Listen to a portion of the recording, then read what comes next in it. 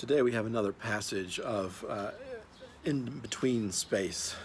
It's a really critical period of in-betweenness where we see Paul and Barnabas caught in between two particular groups. And I want to note that this is another passage in the book of Acts that is very susceptible to an anti-Semitic reading. But it's important that we understand that this passage, along with so many others that are susceptible to that reading, are indicative of disagreements within the faith tradition and not between faith traditions. Paul and Barnabas being representatives of the faith of their fellow Jews who are in this passage reacting violently against them. And Willie Jennings is very helpful here in pointing us back to something that he's been iterating throughout his commentary on the book of Acts, and that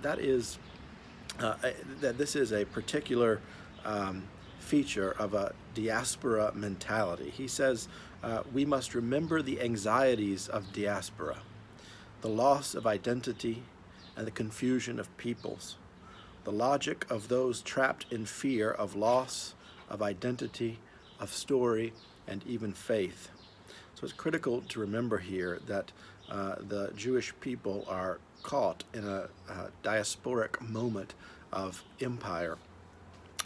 And what is going on here is not just a theological disagreement, but an anxiety that is erupting over the particularity of their identity that they are holding on to in this diasporic moment. Because Paul and Barnabas here are announcing what Jennings calls a theological cosmopolitanism, a mixture of Jewish and Gentile bodies in what Jennings says is the intimate, holy space. And this is threatening to a sense of identity, of story, and even faith.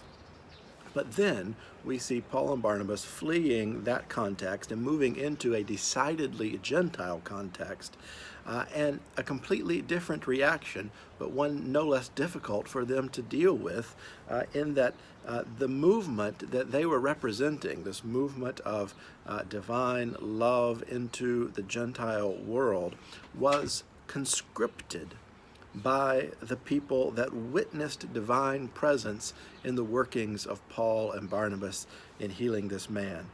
They called Barnabas Zeus and Paul Hermes, and they worshipped them as if they were gods. And it was then Paul and Barnabas's role to correct their misperception, to rend their garments and identify themselves with the mortality of humanity. Jennings says the first clarification is always separating the messengers of God from the presence of God. That continues to be a task for us, doesn't it? Separating the messengers of God from the presence of God.